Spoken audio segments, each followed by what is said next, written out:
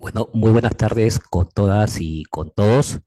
El equipo de Proyecto 024 quiere darle la más cordial bienvenida a nuestra decimoconferencia magistral del día de hoy, viernes 20 de mayo del año 2022.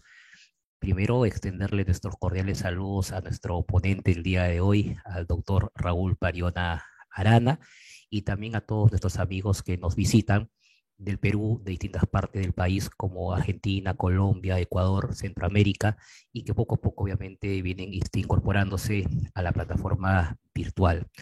Para nosotros y para quien le habla es un honor presentar al ponente el día de hoy, porque doctor Raúl Parión Arana, qué duda cabe, es una de las personas más especializadas, idóneas, capacitadas para tocar un tema tan importante como son las consideraciones dogmáticas y político-criminales del delito de lavado de activos.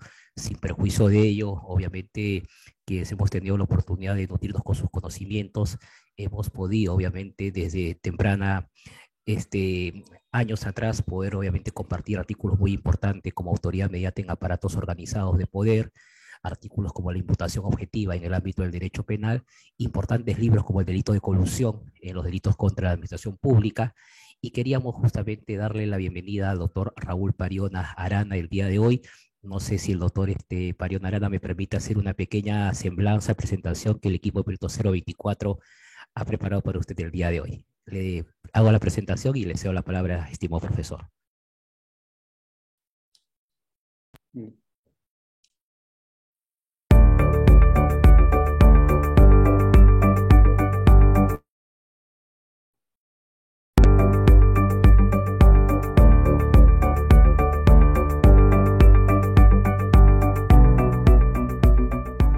Muy buenas tardes, reciban los cordiales saludos del equipo de Proyecto 024, que siguiendo con el ciclo de conferencias magistrales, tiene el agrado de darle la bienvenida a esta 17ª conferencia magistral, en la cual desarrollaremos el tema Consideraciones dogmáticas y político-criminales del delito de lavado de activos, la cual estará a cargo del doctor Raúl Pariona Arana, quien es doctor por la Universidad de Múnich, magíster de la misma casa de estudios y abogado por la Universidad Nacional Mayor de San Marcos. En su experiencia docente, el doctor Raúl Pariona Arana es profesor en la Universidad Nacional Mayor de San Marcos, Pontificia Universidad Católica del Perú, Universidad de San Martín de Porres y Universidad ESAM. En su experiencia administrativa, ha sido coordinador de la Maestría de Derecho Penal de la Universidad Nacional Mayor de San Marcos. En su experiencia profesional, el doctor Raúl Pariona Arana es abogado colegiado en el Colegio de Abogados de Lima y socio fundador del estudio Pariona Abogados. En cuanto a su producción académica, destacan los siguientes libros: El delito de lavado de activos, El delito de colusión, Derecho penal y Autoría mediata por organización. No nos queda más que expresarle nuestro agradecimiento al doctor Raúl Pariona Arana para acompañarnos el día de hoy con su importante tema Consideraciones dogmáticas y político-criminales del delito de lavado de activos.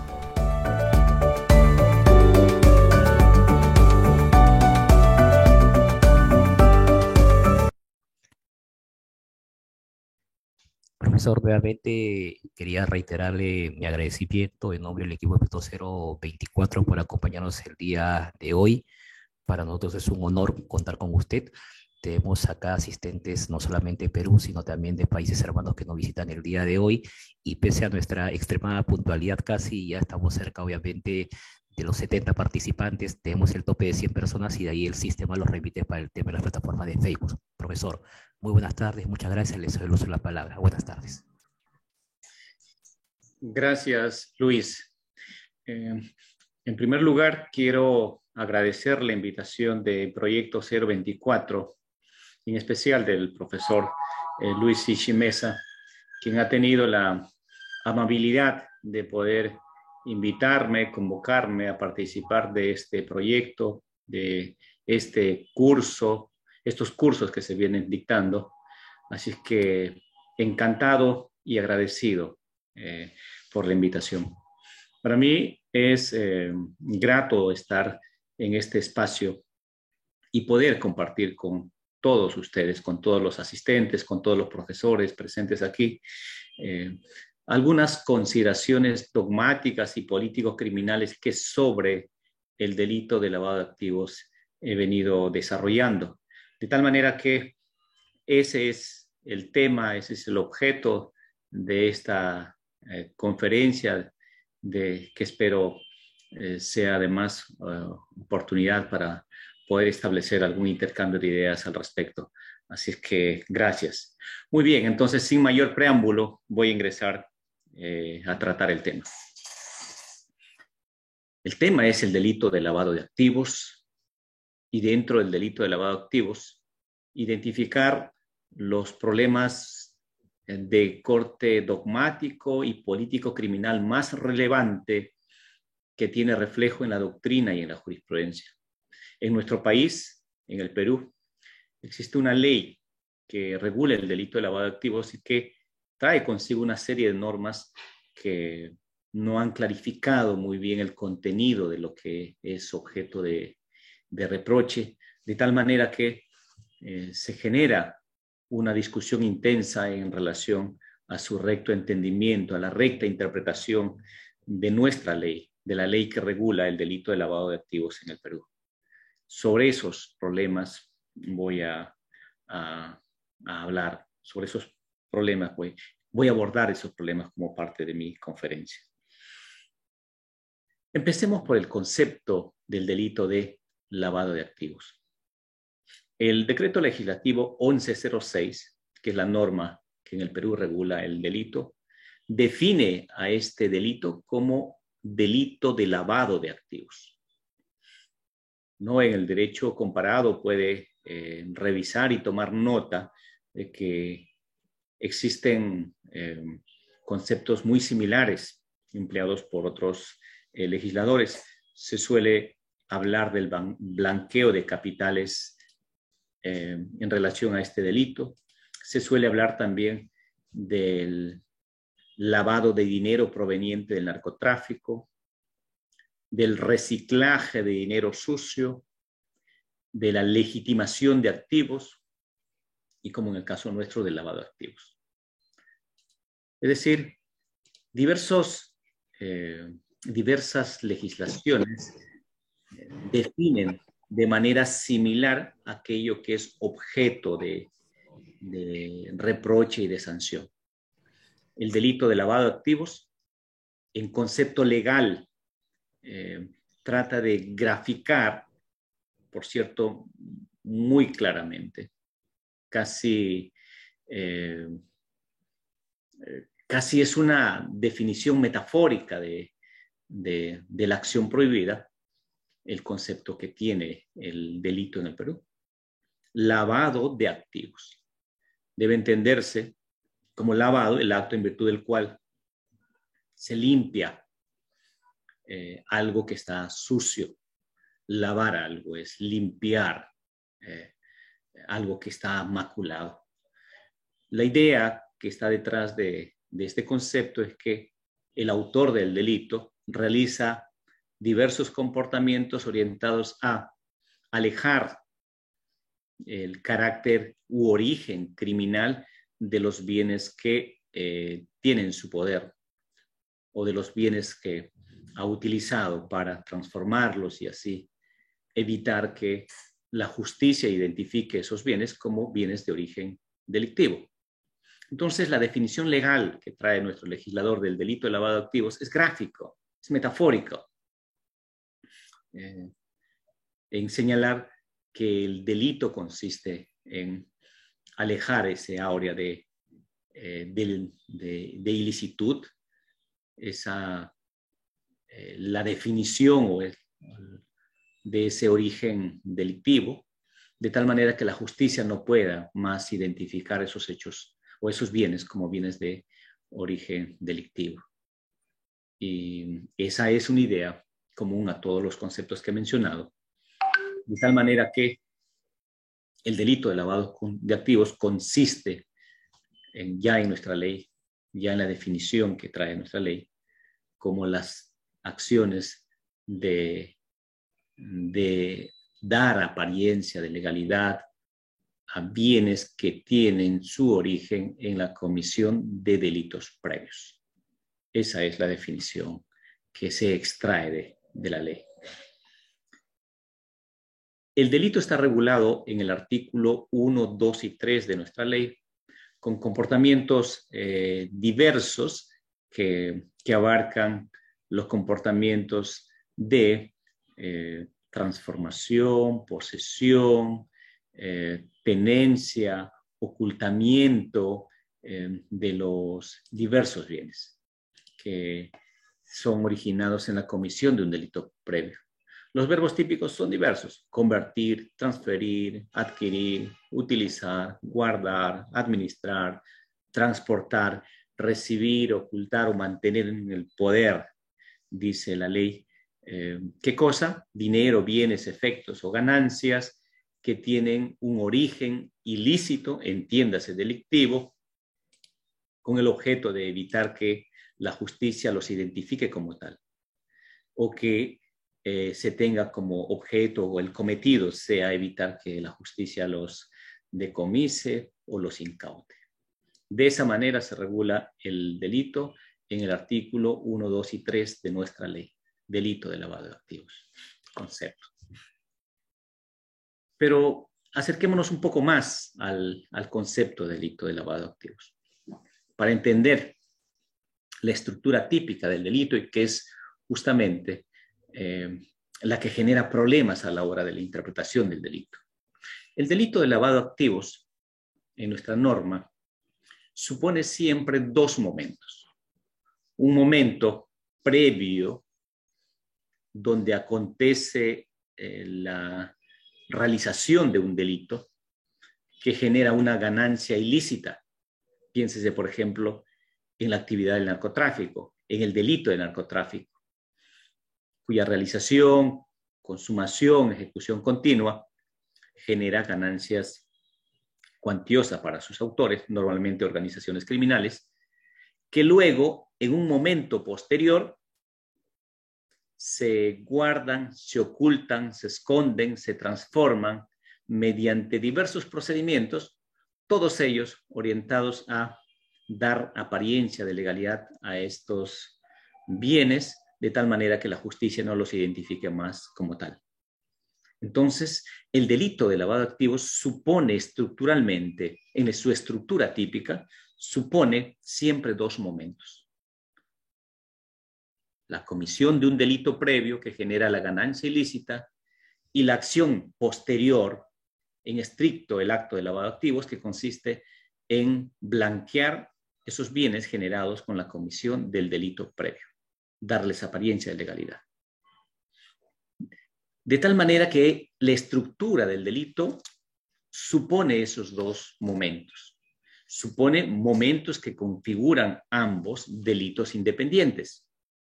El delito de lavado de activos no es posible sin la existencia del delito previo.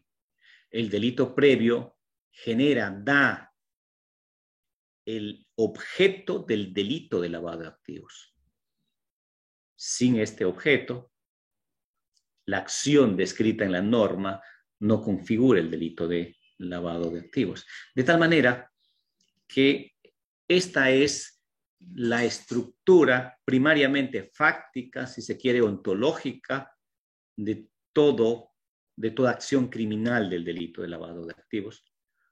Acontecen estos dos momentos, estos dos hechos en el tiempo y en el espacio se tienen que dar para poder hablar de un caso de lavado de activos.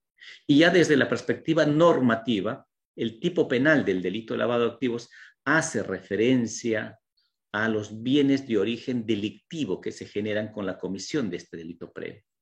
El tipo penal o los tipos penales de nuestra ley en el artículo 1, 2 y 3 de la ley de lavado de activos señala que el autor del delito realiza acciones de blanqueo respecto de bienes de origen delictivo.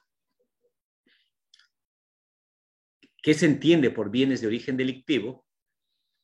La ley nuestra, la ley peruana, regula en el artículo 10 de esta misma ley cuáles son esos delitos fuente que generarían estos bienes de origen delictivo. Es decir, nuestra ley hace una definición de cuáles son los delitos fuentes del delito de lavado de activos. De tal manera que en el artículo 1, 2 y 3, cuando se hace referencia a bienes de origen ilícito, se hace referencia a bienes de origen delictivo, porque así lo dice el artículo 10, y además no solamente se hace referencia de modo general a los bienes de origen delictivo, sino se establecen cuáles son esos delitos. De tal manera que una primera conclusión podría ser que no todos los delitos serán considerados como delito fuente del delito de lavado de activos.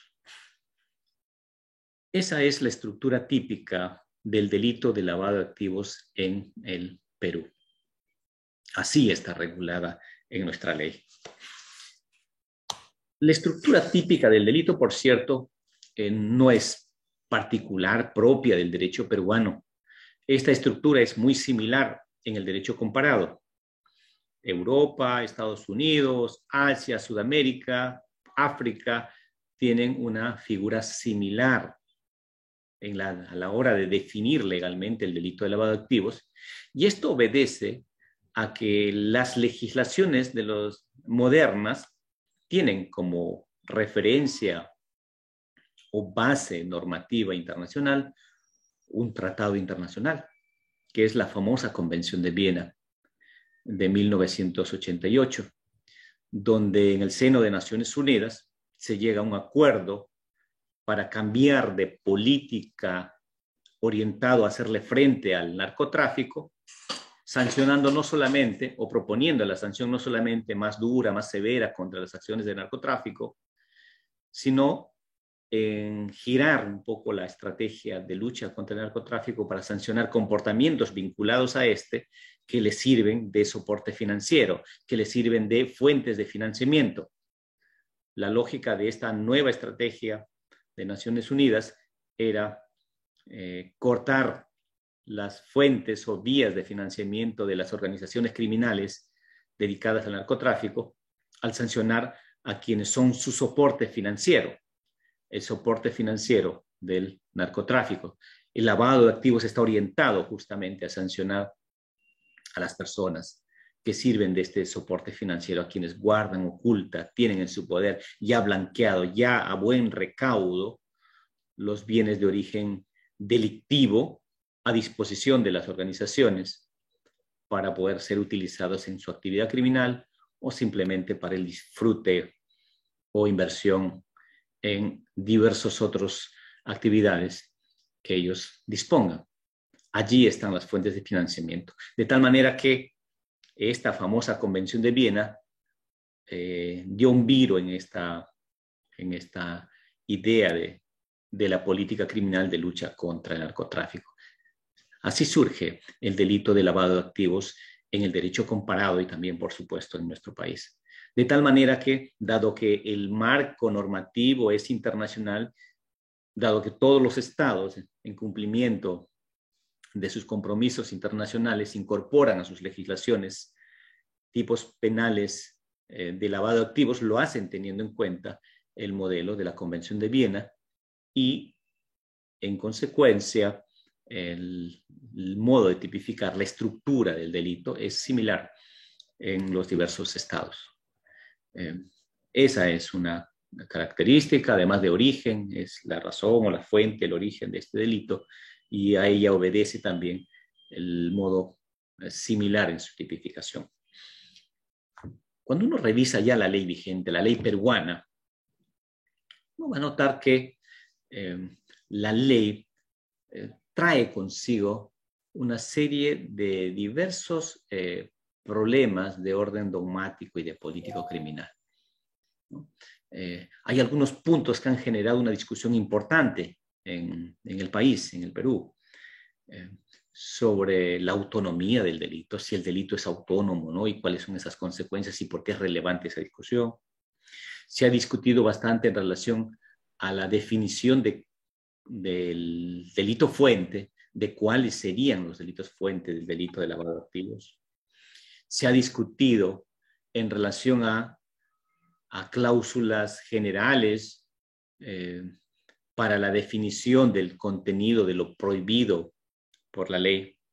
Se ha discutido en relación a los componentes subjetivos del del delito, si el delito admite un comportamiento culposo o no, si el delito admite un comportamiento de dolo eventual, es decir, admite la posibilidad de un dolo eventual o se requiere el dolo directo, además de otras discusiones en relación a problemas de corte procesal, de procedimiento, en virtud a cuál es el tipo de prueba que se requiere para verificar estas acciones de lavado de activos. Se habla de estándares probatorios, se habla de la prueba indiciaria como un tipo de prueba especial para este tipo de delitos y otras consideraciones. De tal manera que nuestra ley, la aplicación de nuestra ley, ha generado una serie de discusiones que en el plano nacional se han dado con interesantes resultados. A algunos de estos problemas me voy a referir el día de hoy. En primer lugar, quisiera mencionar el problema del delito fuente. Este es un problema sustancial para el derecho peruano, porque a la hora de establecer la sistemática de la ley de lavado de activos, se ha definido al delito en los 3 primeros artículos de la ley, donde se establecen las modalidades del delito, pero con una remisión a una norma que complementa su entendimiento, que es el artículo 10, que regula diversos aspectos, entre otros, de cómo debe entenderse el delito fuente en el delito de lavado de activos. De tal manera que existe la necesidad de hacer una lectura sistemática de la ley, de poner en relación el artículo 1, 2 y 3 con el artículo 10 y extraer de esta puesta en relación, de esa lectura en conjunto, cuál es el criterio normativo que debe imperar para el entendimiento de cuáles son los delitos fuentes que admite nuestro ordenamiento jurídico. Esa lectura no siempre ha sido uniforme. La lectura de estas normas ha meritado posiciones diversas, entendimientos distintos, no solamente en la doctrina, sino también en la jurisprudencia, y la jurisprudencia de nuestra Corte más alta, que es la Corte Suprema de nuestro país, con criterios establecidos en decisiones de estas altas corte en sentidos distintos, diversos, encontrados, y que han entrado en conflicto uno respecto del otro. ¿Cuál es o cuáles son los delitos fuente del delito de lavado de activos en el Perú? Sería la pregunta. ¿Cuáles son esos delitos? La ley, en el artículo 1, 2 y 3, cuando define el delito, dice que el autor realiza la acción de blanqueo o de lavado respecto de bienes de origen ilícito. La ley dice respecto de bienes de origen ilícito. Tengamos un poco más cerca aún la ley, y ahora voy a citarla textualmente.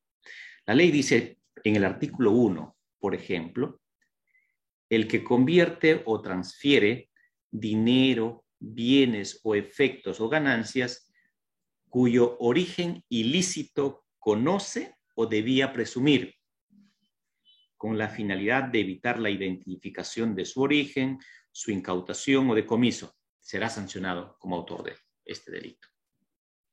Entonces, la ley, en el artículo 1, habla de que estos bienes, objeto de este blanqueo, son bienes de origen ilícito.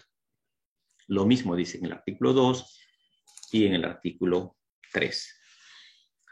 Y cuando uno lee el artículo 10, donde se define al delito fuente, la ley señala lo siguiente, y atendamos también a este extremo de la norma, porque es la que genera el problema de interpretación. Dice el conocimiento del origen ilícito que tiene o que debía presumir el agente de los delitos que contempla el presente decreto legislativo, es decir, el artículo 1, 2 y 3, corresponde a actividades criminales como los delitos, y menciona 14 grupos de delitos. Delitos de minería ilegal, el tráfico ilícito de drogas, el terrorismo, los delitos contra la administración pública, el secuestro, el proxenetismo, la trata de personas, el tráfico ilícito de armas, el tráfico ilícito de migrantes, los delitos tributarios, la extorsión, el robo, delitos aduaneros y otros con capacidad de generar ganancias ilegales, dice la ley.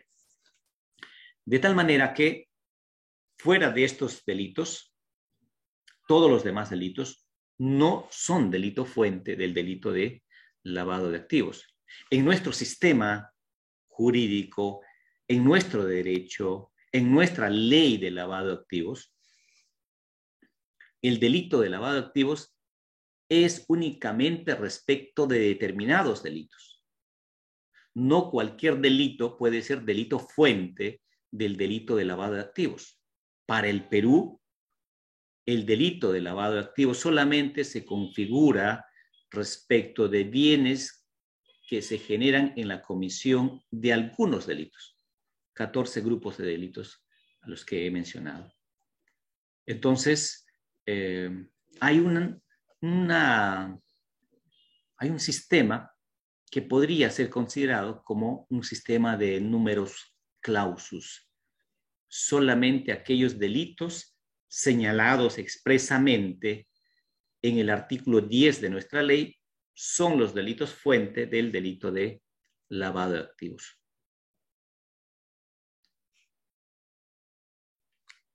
Sin embargo, el problema que se ha suscitado en el país es que la justicia en el país ha conocido de casos donde se han llevado adelante investigaciones por el delito de lavado de activos respecto de bienes que no provienen de los delitos mencionados en el artículo 10, sino de otros delitos no contemplados en la ley.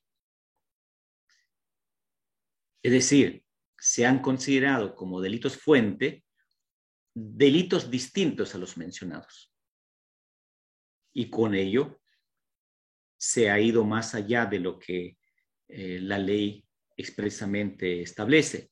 Y eso es lo que ha generado la discusión de en qué medida eso es posible, de en qué medida eso es correcto, en qué medida eso va contra el sentido de la ley. Y esta discusión se ha generado porque la ley peruana tiene, además, además de la referencia de manera expresa a los delitos fuente, tiene una cláusula que pareciera admitir y aceptar o considerar como válida la interpretación que justifica la promoción de una investigación de carácter penal respecto de delitos distintos a los mencionados en la ley. La ley dice, estos son los delitos fuente y además menciona u otros con capacidad de generar ganancias ilegales. Dice, estos delitos y otros con capacidad de generar ganancias ilegales. Y entonces pareciera que la ley introduce una cláusula general que a la larga permitiría incorporar como delito fuente a cualquier otro delito. Cualquier otro delito podría ser considerado como delito fuente del delito de lavado de activos. Y es justamente esta cláusula la que genera, y probablemente por un tiempo todavía en el futuro, genere este problema de interpretación.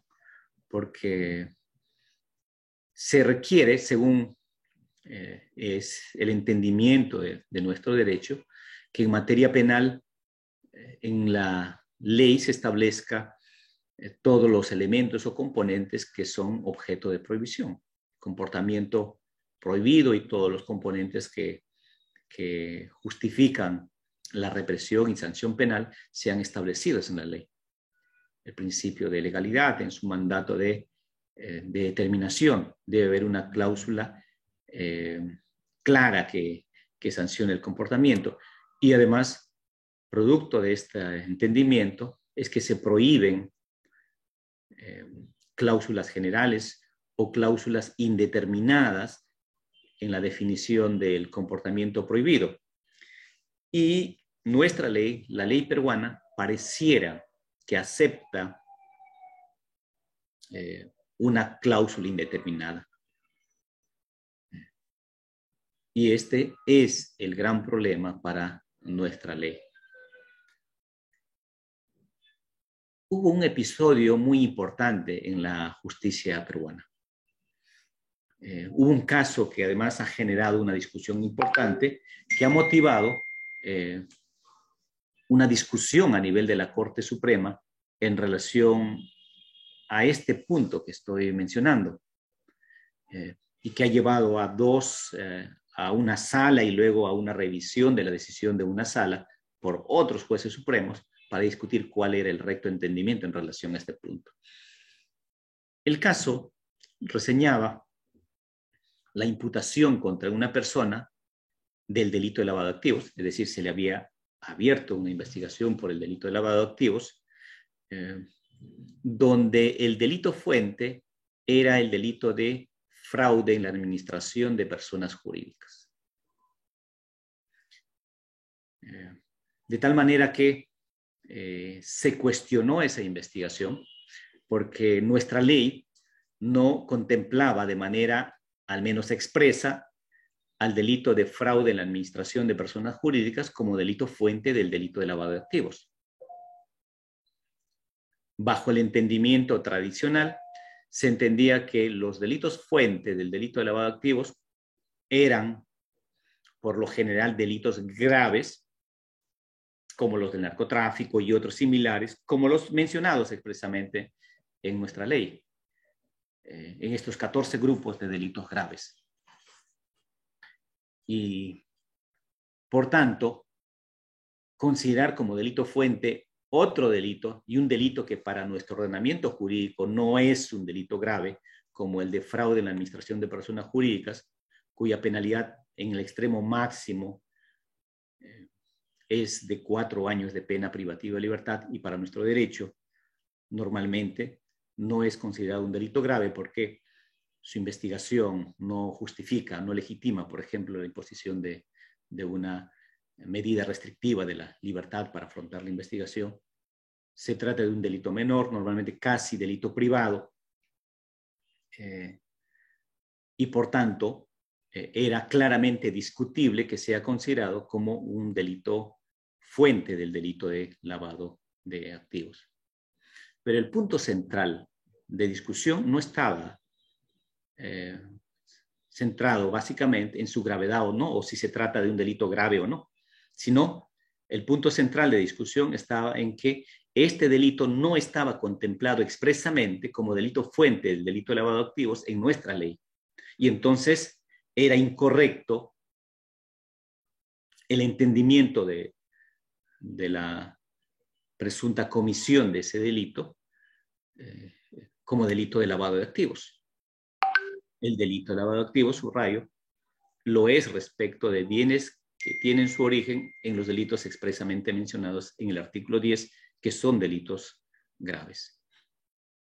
Pero desde la otra perspectiva, se trataba de legitimar ese proceder de la justicia, señalando que nuestra ley, la ley peruana, contiene una cláusula general, una norma indeterminada que dice que otros delitos, además otros delitos pueden ser delitos fuente.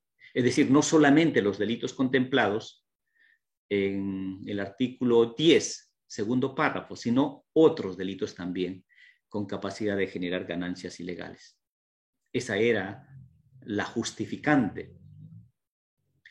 Pero visto más de cerca, más allá que la ley disponga eso, el cuestionamiento a esa regulación era si esa norma, esa cláusula indeterminada, era legítima o no para ser aplicada en los casos en general.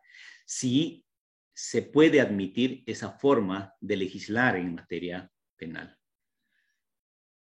Porque el entendimiento de lo que legítimamente se puede reprochar a una persona es que la ley establezca de manera concreta y clara cuál es el comportamiento prohibido bajo sanción de pena.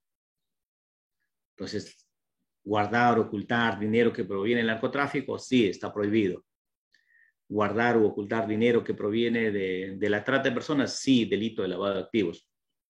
Pero respecto del delito de fraude en la administración de personas jurídicas, no había referencia alguna. O desde otra perspectiva, mínimamente deberían ser identificados cuáles son esos otros delitos fuentes del delito de lavado de activos. ¿Cuáles son esos otros delitos fuentes de lavado de activos? Debería quedar claro cuáles son esos delitos fuente. Y la referencia a otros delitos no es suficientemente preciso para identificar esos otros delitos. De tal manera que en el Perú nadie sabe cuáles son esos delitos. La ley no lo dice. La ley simplemente menciona u otros delitos con capacidad de generar ganancias ilegales. En la doctrina no hay acuerdo ni claridad en relación a cuáles son esos otros delitos. En la jurisprudencia, igualmente. Si se preguntara a los jueces cuáles son esos otros delitos, probablemente no hay una respuesta certera, segura o coincidente en todo caso entre los diversos jueces. Y eso justamente se evidenció con un pronunciamiento de la propia Corte Suprema, porque este caso fue llevado a la Corte Suprema para decidir si, conforme al entendimiento correcto del derecho penal y de sus principios, el entender al delito de fraude en la administración de personas jurídicas como delito fuente violaba o no violaba el principio de legalidad. Los jueces de la Corte Suprema, una sala de la Corte Suprema señaló que este comportamiento no constituía delito porque el delito de fraude en la administración de personas jurídicas no era un delito fuente del delito de lavado de activos en nuestra legislación. No era un delito fuente. No estaba así señalado de manera expresa en la ley. Es más, fueron un poco más allá y dijeron, no es siquiera un delito grave para ser considerado como delito fuente del delito de lavado de activos. Sin embargo, esta decisión de la Corte Suprema fue revisada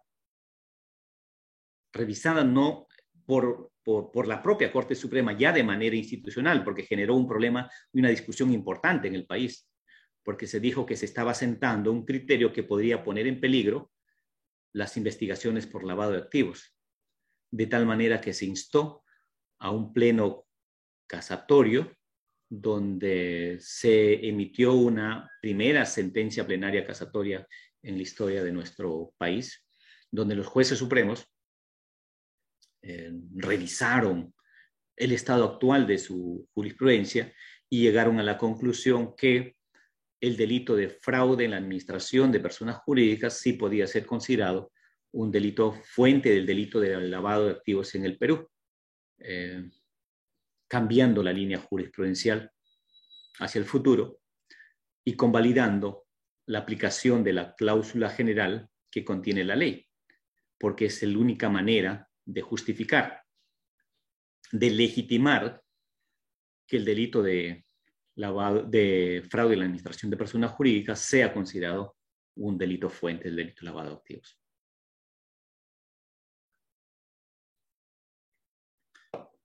Entonces, los nuevos criterios de la Corte Suprema sobre este punto legitiman la aplicación de esta cláusula indeterminada. Y entonces, a la actualidad, por criterio jurisprudencial, es posible incorporar otros delitos distintos de los mencionados.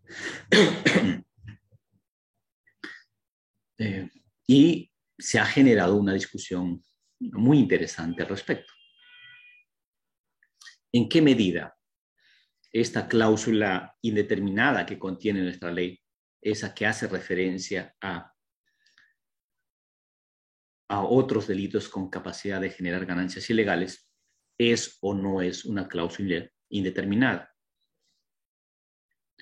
Y ese examen de verificación de si estamos o no frente a una cláusula indeterminada debe llevar a la conclusión de si el proceder o no de la Corte Suprema, de ese criterio jurisprudencial, es el más adecuado o no, o si hay la necesidad de modificar nuestra ley, adecuar a un entendimiento determinado de interpretación, de aceptación, en relación a lo que se podría aceptar como válido, como legítimo para nuestro ordenamiento jurídico. Y entonces, en esa discusión,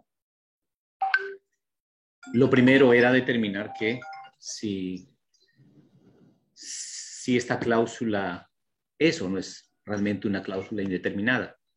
Y respecto a ese punto, creo que hay mediana claridad en relación a que estamos frente a una cláusula, una norma que no define el contenido. No se sabe con claridad cuáles son los delitos fuente para el derecho peruano en aplicación de esa cláusula. La ley dice otros delitos, pero ¿cuáles son esos otros delitos? Y no hay claridad sobre el respecto.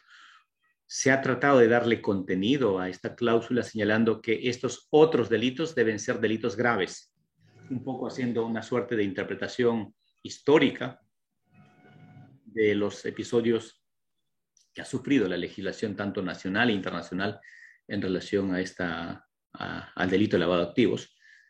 El origen en la Convención de Viena del delito como delito de lavado de dinero proveniente del narcotráfico, entiéndase el narcotráfico como un delito grave. Luego, a propósito de la Convención de Palermo, se han introducido otros delitos fuentes para el delito de lavado de activos. Estos otros delitos son delitos igualmente graves, de tal manera que allí donde nuestro legislador hace referencia a otros delitos, esos otros delitos deben ser considerados delitos graves. Pero nuestra ley, el Código Penal, no trae una definición de delitos graves y no graves. De tal manera que la interpretación de lo que es grave se ha hecho sobre la base de recurrir a otros criterios, además, para ya definir la gravedad. La referencia a la pena, que sería la inmediata. Delitos graves, penas altas, y delitos menos graves, penas menores, podría ser la referencia inmediata. Se ha hecho referencia a delitos complejos y no complejos. Y así se ha tratado de echar mano de diversos criterios para definir cuándo estamos frente a un delito grave. Lo cierto es que no hay un consenso en relación a cuándo estamos frente a un delito grave. Y eso dificulta el entendimiento del contenido de esta cláusula indeterminada que tiene nuestra ley. Y bajo ese escenario, bajo el escenario donde no existe claridad ni consenso en la doctrina, no es posible legitimar una cláusula indeterminada de esa naturaleza, como la contenida en el derecho peruano. La Corte Suprema, en esta sentencia plenaria casatoria a la que hago referencia, que es la 1/2017, da algunos criterios vinculados a la pena, vinculados básicamente al contenido patrimonial del delito, pero hable el abanico de gravedad muy cuestionable en cuanto a sus criterios, de tal manera que al final pareciera que admite como delito fuente todos los delitos que generen ganancias ilícitas, que generen finalmente ganancias ilícitas, y que vacía de contenido la referencia al sistema con un sistema de números clausus.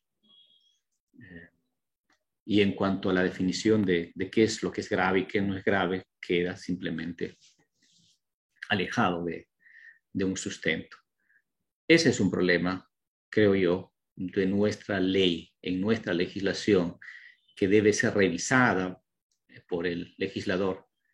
En tanto tengamos una ley que diga que los delitos fuente en el Perú son determinados delitos, entonces el legislador debería hacer un esfuerzo por definir concretamente cuáles son esos delitos y no hacer uso de una cláusula indeterminada como la que tenemos y que genera problemas de aplicación. Creo que podemos exigir al legislador que defina. No se limita al legislador en su potestad de poder ampliar el grupo, el círculo de delitos fuente, el catálogo de delitos fuente, pero lo mínimo que se puede exigir es que haga el esfuerzo en definirlos. ¿Cuáles son? Utilizar estas cláusulas indeterminadas ha generado problemas en el país, problemas importantísimos. Y por supuesto, se cuestiona la legitimidad de las decisiones en ese contexto. Y creo que justamente eso pretende evitar el principio de legalidad cuando señala que toda norma penal que define la responsabilidad o establece las condiciones de la responsabilidad penal debe ser clara a la hora de la definición de cada uno de sus componentes. Entonces nosotros en el derecho peruano tenemos un problema de esa naturaleza. Eso es un problema relevante que quería compartir con ustedes. Segundo problema. También es interesante en el derecho peruano la definición del tipo subjetivo del delito de lavado de activos. De cuál es el contenido subjetivo que contempla nuestra norma y en consecuencia cuál es la modalidad de dolo o culpa que acepta nuestra ley para la configuración del delito de lavado de activos. Por regla general no está expresada así en la ley, por supuesto. La ley no regula de manera expresa, no habla de un comportamiento culposo, no la regula de manera expresa. La ley, en cuanto al contenido subjetivo, dice algo interesante. Dice, por ejemplo, nuevamente, creo que a estos efectos es importante tener a la vista nuevamente la norma, dice, el que convierte o transfiere bienes de origen ilícito, cuyo origen ilícito conoce o debía presumir. Dice, cuyo origen ilícito conoce o debía presumir. Y esa referencia de la ley igualmente ha generado una discusión interesante para el derecho peruano.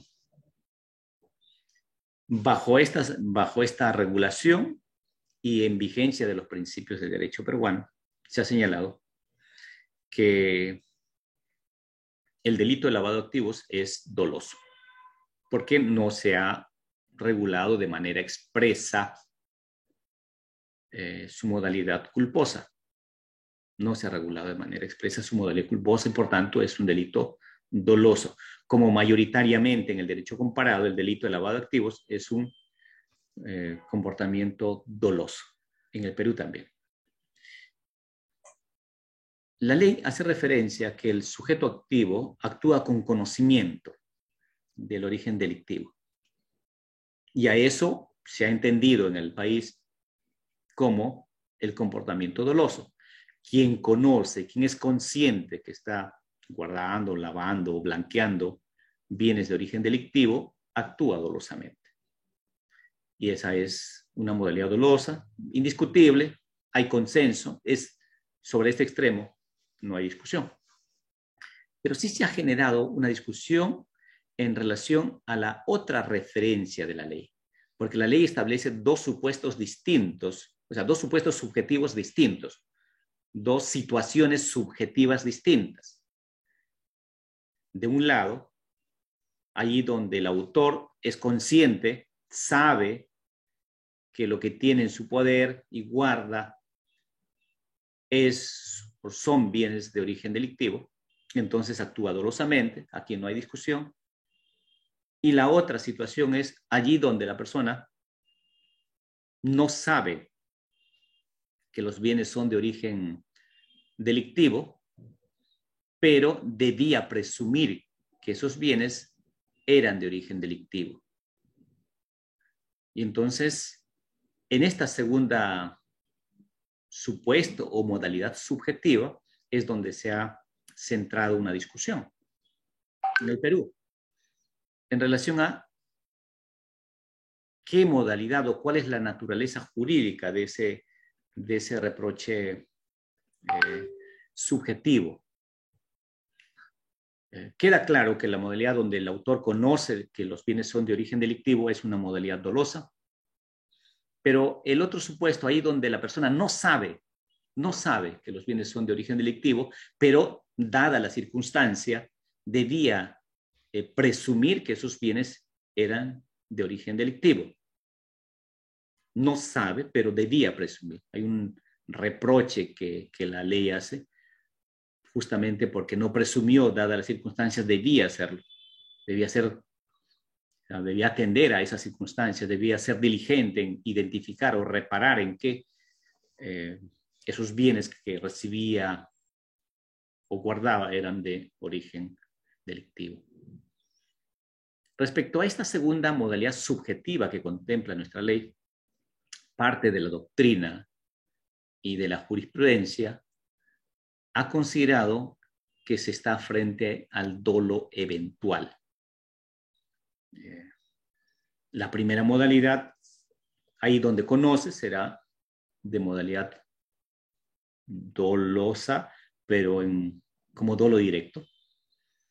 Y en cambio, ahí donde la persona no sabe que los bienes son de origen delictivo, pero debía presumirlos, estará frente a un supuesto de dolo eventual.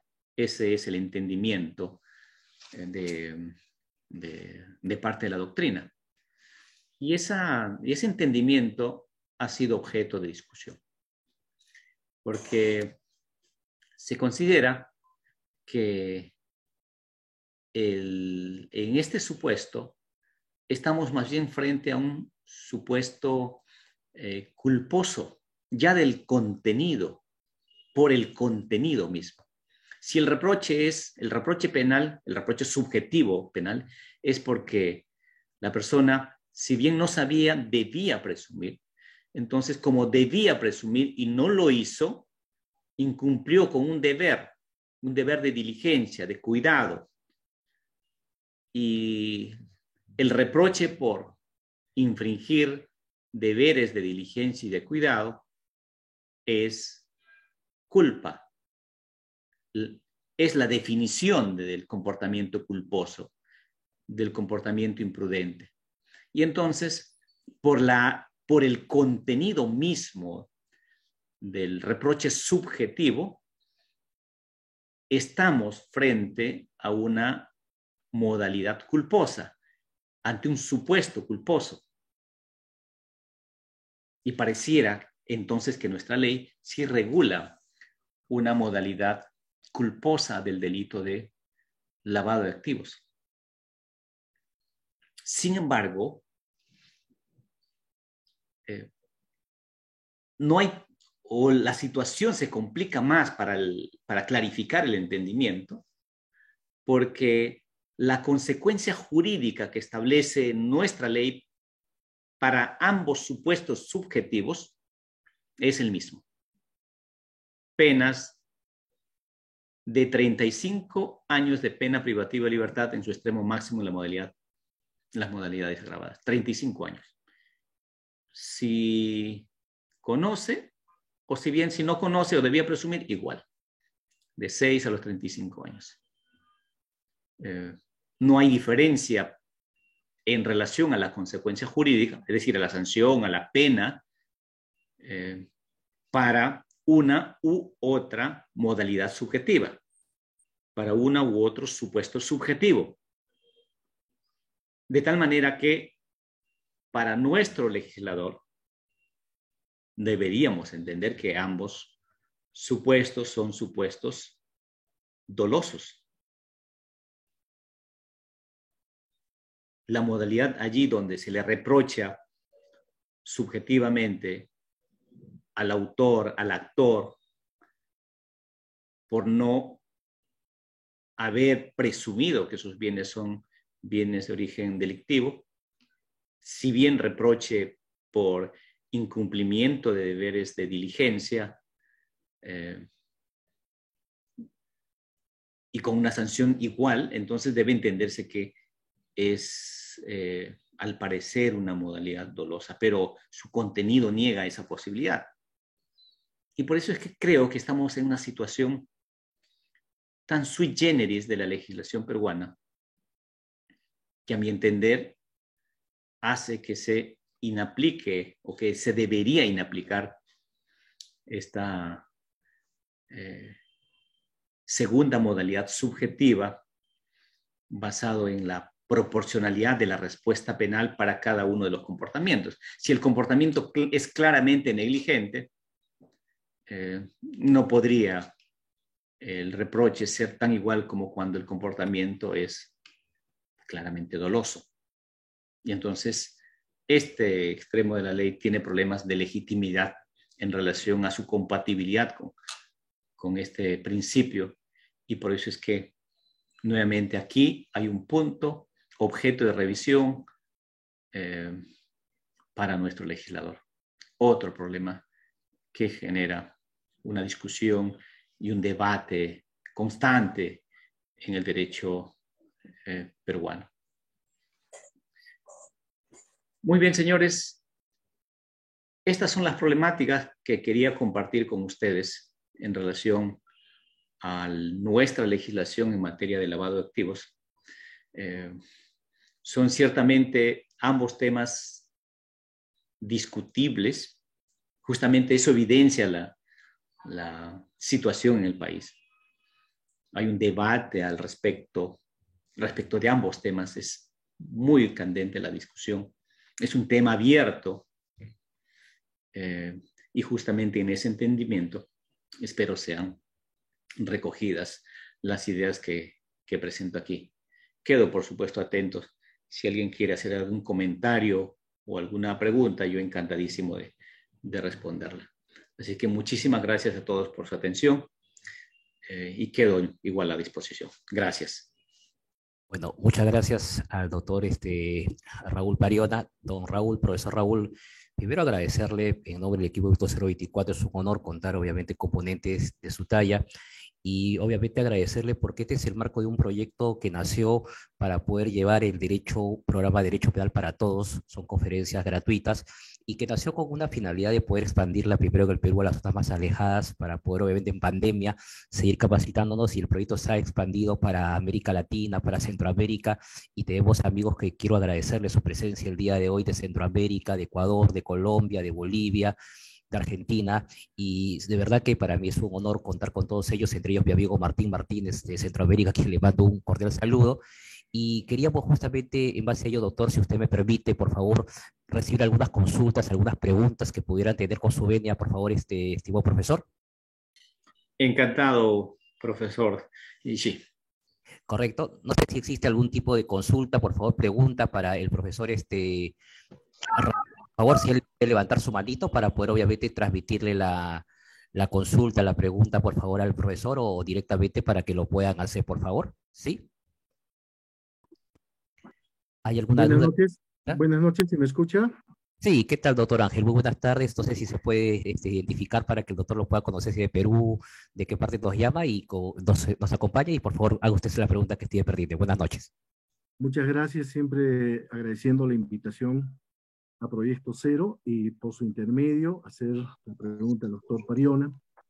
Bueno, sobre este tema muy novedoso, conforme lo ha precisado, con unos matices bastante inciertos todavía para la aplicación pues, del derecho positivo en el Perú.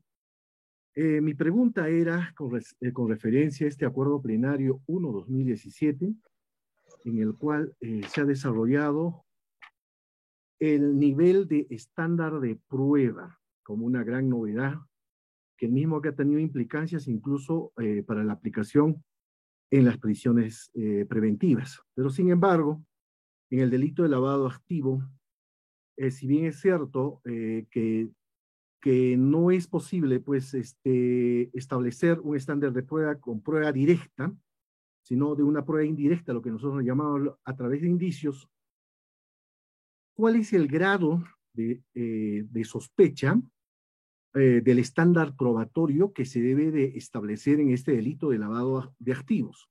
Muchas gracias por la respuesta.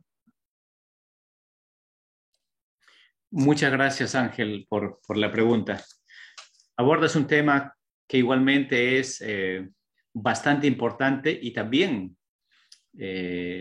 objeto de discusión. Abordas dos extremos. Primero, en relación al tipo de prueba.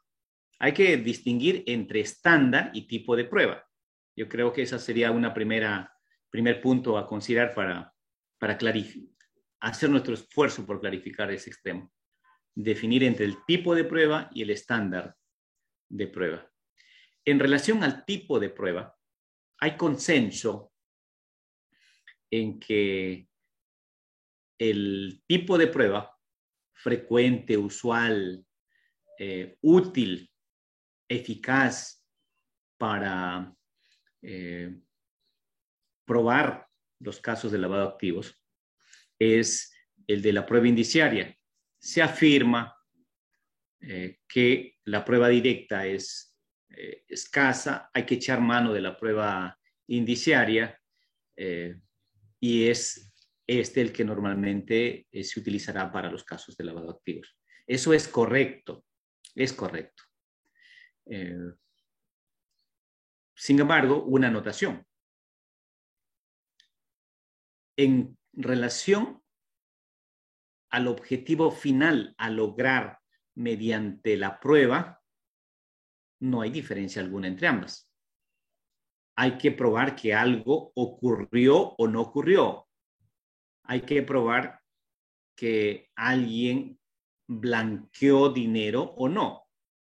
Finalmente se tiene que probar el objetivo, aprobar el tema probandum, es el mismo objeto, la misma finalidad en ambos supuestos. Se va a echar mano de la otra prueba, que es la prueba indiciaria, que tiene presupuestos justamente para garantizar la legitimidad de la aplicación de este otro camino. Y hay que seguir los pasos de la prueba indiciaria, los pasos que exige la prueba indiciaria. Eso es un punto. Dos, en relación al estándar probatorio. Y en relación al estándar probatorio, yo creo que la sentencia plenaria casatoria ha dado un aporte importantísimo en relación a este extremo. Importantísimo. Ha establecido los diversos tipos de estándares para los diversos momentos de la investigación penal Pero lo más importante, un estándar para abrir la investigación, para acusar, para la prisión preventiva y para condenar. Lo más importante, creo yo, y esto es lo relevante, es que el estándar probatorio para definir si se ha cometido o no se ha cometido el delito es el estándar de la certeza. La certeza de que el hecho se ha cometido.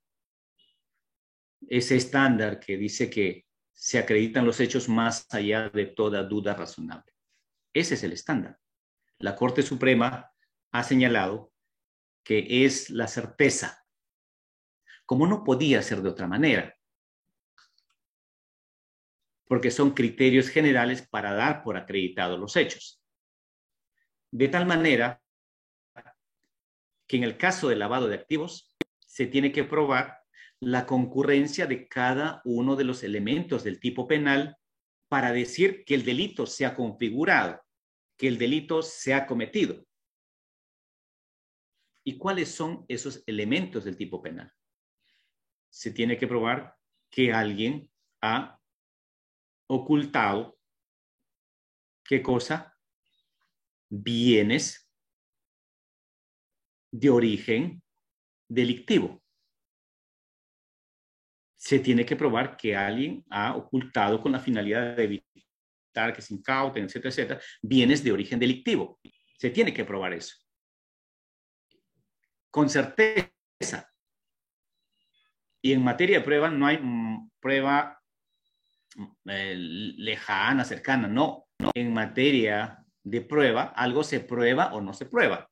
Y por eso es que la Corte Suprema dice certeza en relación a la concurrencia de cada uno de los elementos. Certeza entonces en relación a que los bienes son de origen delictivo. Se tiene que probar en grado de certeza, el estándar es la certeza. Y a él se llega a esa conclusión que un bien es de origen delictivo, y atendiendo un poco a nuestra legislación, no se puede decir que algo se ha probado que un bien es de origen delictivo de manera general y abstracta, sino tiene que probarse que un bien proviene del narcotráfico, o que proviene de la minería ilegal, o que proviene de un acto de corrupción, es decir, que proviene de alguno de los delitos fuente. Este es nuestro sistema. Y entonces se tiene que probar para condenar a una persona por lavado de activos que los activos que lava, que tiene, que oculta, son o provienen de algún delito. Y en grado de certeza. Ese es el estándar que ha establecido la Corte Suprema, subrayando algo que rige en general la aplicación de la teoría de la prueba al caso penal. Es decir, la Corte Suprema no ha establecido aquí en realidad un criterio nuevo, no ha generado una doctrina para poder arribar a un entendimiento y sobre esa base dar pautas para la correcta aplicación, sino ha establecido, simplemente ha recordado, si se quiere, los principios que rigen la prueba en relación a que se debe probar cada uno de los elementos del tipo penal. Eso es. Entonces, ese sería el comentario que yo podría hacer sobre la base de la pregunta que formulé. Doctor Raúl, si me permite, por favor. Sí, claro. Cuando usted refiere está en un nivel o grado de certeza, podemos decir que está en el nivel de sospecha suficiente o sospecha grave. ¿A qué se refiere usted a un nivel de certeza? ¿A una probabilidad? No probabilidad ni sospecha alta ni sospecha suficiente. Se ha superado todo, se ha ido más allá, se ha acreditado el hecho, que es justamente evitar los supuestos de condenas por sospechas.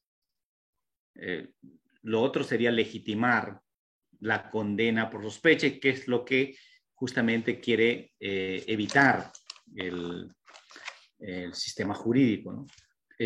No se puede admitir la condena por sospechas.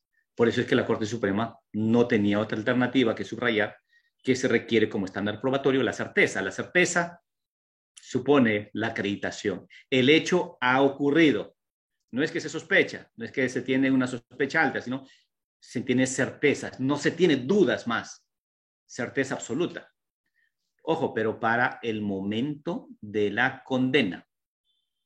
Este estándar es menor para etapas previas, donde la Corte Suprema ha desarrollado otros criterios, ¿no? Justamente el que tú mencionas, el de las... un poco se ha cuestionado este tipo también de estructurar, si es que realmente tiene base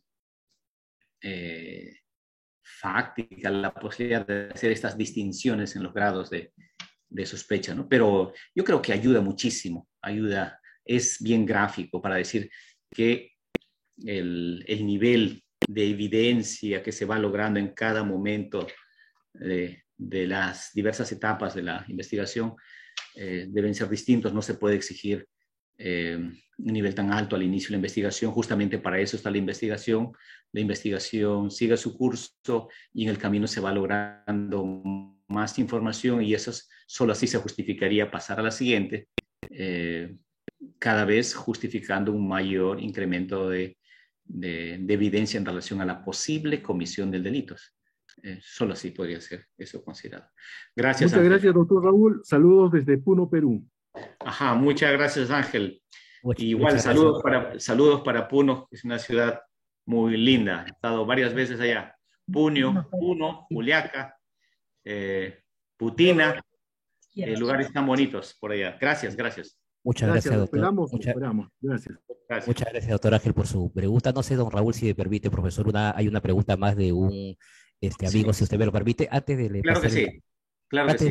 Encantado.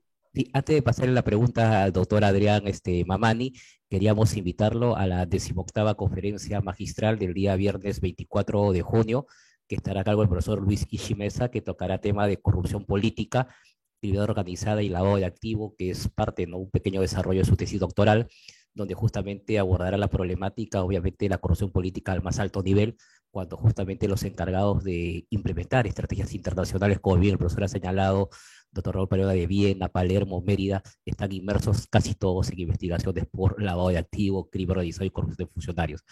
Esa es el día viernes 24 de junio, 6 de la tarde, corrupción política, crimen organizado, lavado de activo, el panorama actual de las estrategias internacionales frente a este flagelo.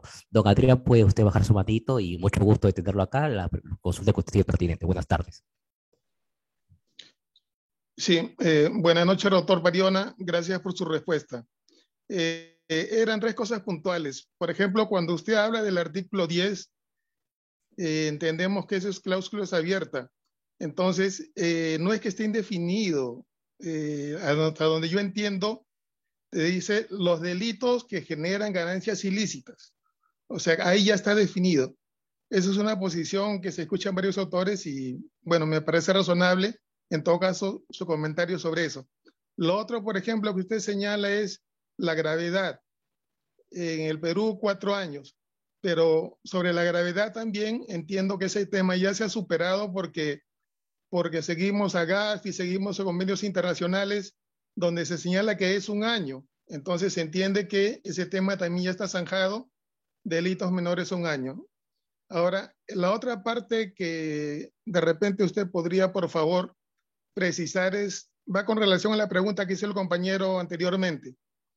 Si yo soy un funcionario, recibo una coima y entonces en este caso está claro que se tiene que probar con todas las de la ley porque se conoce el delito precedente, se conocen los actos de conversión, ocultamiento, etcétera.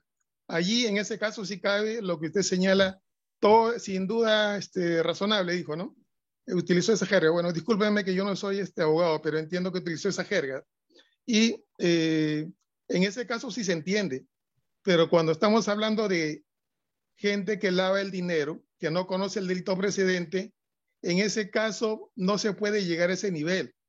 Entonces, hasta donde entiendo, lo que se señala es, obviamente se tienen que probar todos los hechos o los indicios, con la prueba indiciaria, y para efectos del delito precedente se tiene que vincular tangencialmente hacia un delito. no se puede señalar el delito tal cual, porque eso es imposible. Agradecería que en todo caso me aclare eso. Muchas gracias. Gracias, Adrián. Adrián, puntualmente mi opinión en relación a cada uno de los 3 puntos. Primero, cuando hablas de la cláusula abierta, que es una cláusula indeterminada, me da la impresión de que a tu criterio es suficiente, tal como está redactado. La pregunta que podría servir para evidenciar si es que es suficientemente determinada o no es cuáles son esos delitos que son los otros delitos fuente. ¿Cuáles son? Y la respuesta no es tan clara. Habría que preguntarle, sería un buen ejercicio hacerle la pregunta a los jueces, quiénes son quienes aplican la ley, y preguntarle a cada juez cuáles son esos otros delitos en su lectura de la ley. Y vamos a evidenciar que no hay coincidencia. Y entonces ese problema, el problema de que no existe coincidencia, afecta para el derecho, para nosotros los abogados, para el sistema de justicia y determinados criterios que se consideran como válidos, es que en la aplicación de la ley debe existir claridad, certeza, debe existir seguridad en relación a un entendimiento. Y ahí donde no hay un único entendimiento, se va generando una incertidumbre en relación a lo que es lo prohibido o no. Y eso está excluido, no aceptado como válido para el derecho. Entonces, creo que por esa razón, esta cláusula abierta o cláusula indeterminada no es admisible en nuestro ordenamiento jurídico y ahí está mala ley. En relación al GAFI y la GAFI, al hablar de gravedad, ¿no? ¿Qué es grave? Ese tema tampoco está definido. O sea, no es que se puede decir, lo ha dicho la GAFI y ya está definido. En principio, lo que dice la GAFI no es ley. Lo tiene que decir la ley para que ésta tenga efectos vinculantes. La GAFI, ciertamente, dice 1 año y hasta habla de 6 meses. Pero veamos, un delito que tiene como pena 1 año, ¿es grave? Yo creo que no. Es un delito menor dentro de los que contempla nuestro ordenamiento jurídico. Y no por el hecho de lo que diga la GAFI que es grave, ya esto es suficiente para vincular a los jueces. Creo que este tema de la gravedad o no podría resolverse con intervención del legislador previa a una discusión en relación para nuestro ordenamiento jurídico cuáles son los delitos graves y cuáles no. Yo creo que es bueno la oportunidad que genera esta norma y la intervención de la GAFI y de diversas opiniones al respecto para discutir en el país en relación a cuáles son los delitos graves y cuáles no, para que justamente luego sirva de pauta para acordar un criterio en la ley y sobre esa base ya se pueda aclarar la aplicación de la ley. Ahora, tampoco la ley, al menos la de lavado de activos, hace referencia de manera directa a la gravedad. Nosotros entendemos, en realidad, la gravedad vinculándola a los otros delitos previos que sí expresamente contempla la ley. Narcotráfico, terrorismo, trata de personas, tráfico ilícito de armas. Entonces, son delitos que se entienden por graves por su pena, por las consecuencias que esto genera, este tipo de criminalidad genera en las sociedades, etc. Entonces, esa es un poco la interpretación, porque la ley anterior decía, ayudaba un poquito al mejor entendimiento sobre este tema. La ley 27765 decía, en el artículo 10, en una norma muy similar a la que tenemos ahora, decía, a ver, aquella vez era el artículo 6, decía, tal y tal delito, es decir, estos delitos graves que estamos mencionando, y otros de similar naturaleza. Decía, y otros de similar entidad o similar naturaleza. El hecho es de que la cláusula en aquel entonces era incluso más cerrada, que te decía otros delitos, pero parecidos a estos. ¿Ah? Si quieres utilizar, entonces parecidos a estos. Y ahí daba una pauta para decir, sí, ahí está probablemente la gravedad, pero aún así, incluso con la ley anterior, el tema deja pues en manos del juez determinar cuál es grave y cuál no, y en derecho no se puede dejar en manos del juez la definición de aquello que está prohibido o no. No, el legislador es quien define qué es lo que está prohibido o no. Es mi comentario en relación al segundo punto. Y al tercer punto, claro, claro, esta jerga en realidad es una doctrina jurídica. El derecho, y en el derecho penal en particular, estas doctrinas se plasman a veces en conceptos que sí tienen mucho significado para la aplicación de la ley. Esto de la certeza o la prueba de la eliminación de cualquier duda en relación a que el hecho aconteció, ¿no? Por eso dicen, se tiene que probar más allá de toda duda razonable. Es la expresión. Entonces, estamos hablando de certeza. Y mencionas tú en algún caso que esto sí es posible, pero también mencionas que en otros casos esto no es tan fácil. Ciertamente no es nada fácil. Hay muchos casos donde la sospecha está ahí, la investigación marcha y se presume, se sospecha que una persona que tiene, imaginemos, que tenga en sus cuentas $1 millón de dólares y le hacen un examen patrimonial y no puede justificar este $1 millón de dólares. Y no da una explicación acabada y por supuesto que no es creíble su justificación. Y surge la sospecha de que este dinero puede ser de dinero de origen delictivo, porque tiene un primo que es narcotraficante.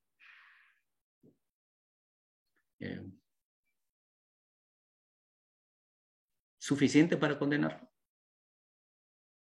Porque en ese caso, la ley dice que a una persona que guarda, que oculta dinero de procedencia del narcotráfico, de procedencia de la trata de personas, de la procedencia de cualquiera de esos delitos. La pregunta es, ¿hemos acreditado eso? La Corte Suprema dice hay que probar, más allá de toda duda razonable, con certeza, de que ese dinero proviene de alguno de estos delitos.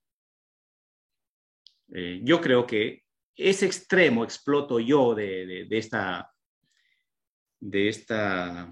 sentencia plenaria casatoria, porque además reafirma aquello que en derecho nosotros consideramos como válido, como los principios que rigen la aplicación de la ley. Y entonces, en esa medida, yo no soy partidario de considerar que en estos casos donde hay sospecha alta, grave,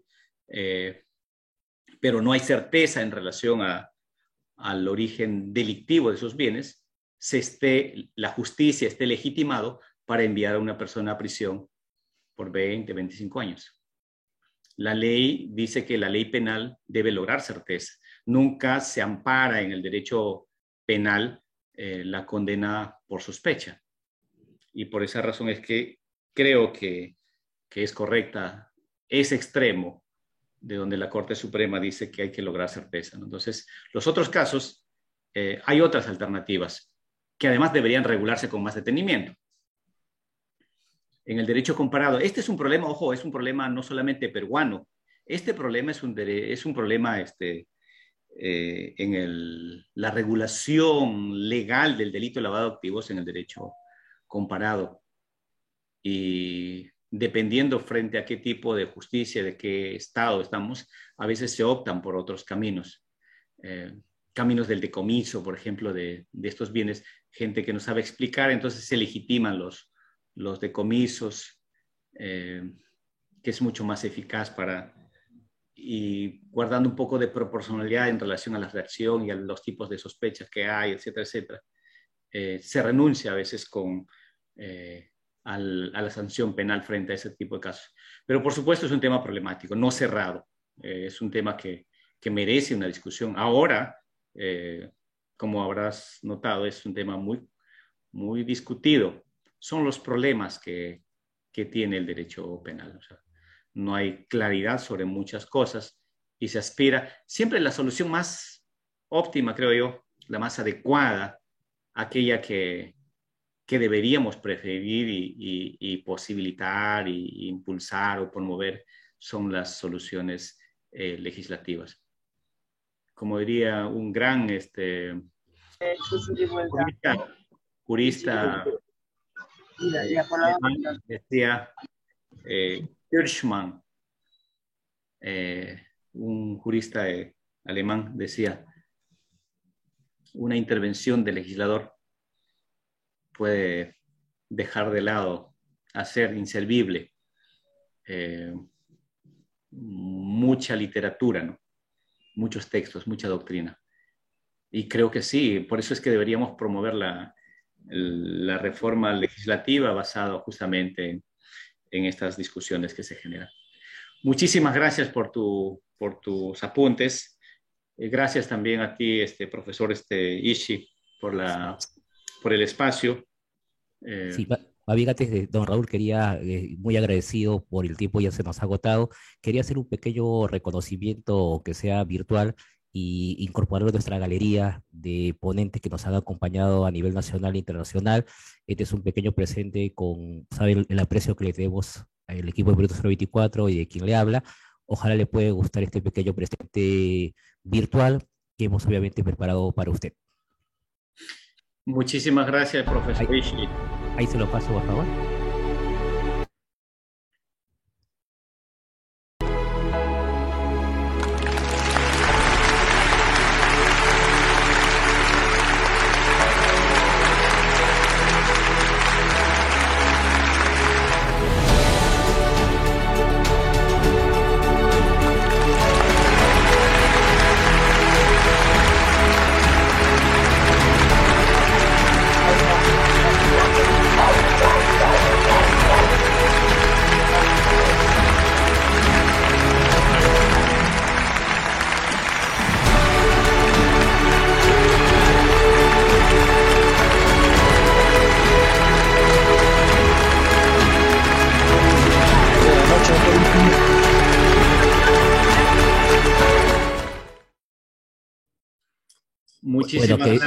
Muchísimas gracias, profesor Ishii. Agradecido por la invitación, agradecido por el detalle que ha tenido a bien hacer. Y agradecido a todos los asistentes al curso, al interés sobre el tema, y agradecido a quienes han intervenido formulando las preguntas. Muchas gracias con todos. Buenas noches. Muchas gracias, profesor Raúl. Muy agradecido a usted. Los invitamos a todos los amigos que nos acompañan de Ecuador, de Colombia, Perú, de Centroamérica, por nuestra plataforma de Zoom y también por Facebook, a la 18ª conferencia magistral, día viernes 24 de junio, 6 de la tarde, conferencia gratuita, donde estará el profesor Luis Ishii Meza con el tema corrupción política, crimen organizado y lavado de activos, ¿no? El estado actual o el panorama actual de las estrategias internacionales en la lucha contra este flagelo delictivo. Muchas gracias, muy buenas noches, excelente fin de semana. Muchas gracias, profesor. Permiso, saludos a la distancia. Gracias. Doctor Ishii, buenas noches. Sí, buenas noches, doctor Fernando. ¿Cómo está? ¿Cómo le va? Doctor, ¿y hay que volverse a inscribir para la nueva exposición del día 24?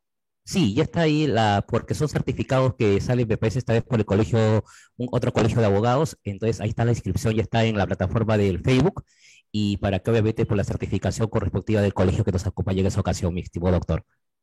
Muchísimas gracias, doctor. He dicho que no te muevas. A usted, muchas gracias, nos vemos. Permiso, gracias. Permiso, gracias. Ya te hablé. Muchas gracias. Gracias.